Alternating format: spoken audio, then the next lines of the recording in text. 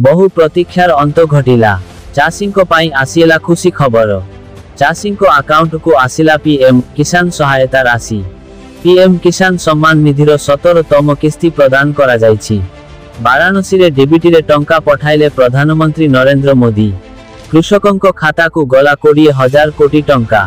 चाषींको account को गला 2,000 लेखाएं टंका पठाइछंती केंद्र सरकार। देशर कोटी कोटी चाषी प्रधानमंत्री किसान सम्मान निधि योजनार लाभ पाउछंती। कृषकमानंकु आर्थिक सहायता पाई प्रधानमंत्री नरेंद्र मोदी एही योजना को किछि वर्ष पूर्वे आरंभ करिथिले। तृतीय थर प्रधानमंत्री भावे शपथ नेबा परे एक्शन मोडरे प्रधानमंत्री नरेंद्र मोदी चौकी रे बसिबार प्रथम दिनरु आरंभ करि देइथिले काम। प्रधानमंत्री भावे कार्यकाल आरंभ करिबार प्रथम दिन देशर कोटी कोटी चाषी को बड़ भेटी देइथिले प्रधानमंत्री नरेंद्र मोदी। शपथ नेबा परे प्रथम दस्तखत चाषी को पाई करिथिले। आउ सेही आधार रे चाषी को अकाउंट को आसीछि पीएम किसान टंका।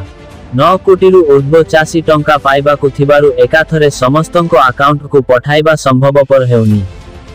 तेणु प्रतिदिन किछि किछि चाषी को अकाउंट आसुछि पीएम किसान टंका।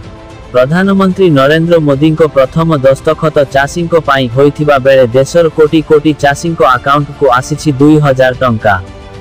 आपनको अकाउंट चेक करंतु जानि पारिबे।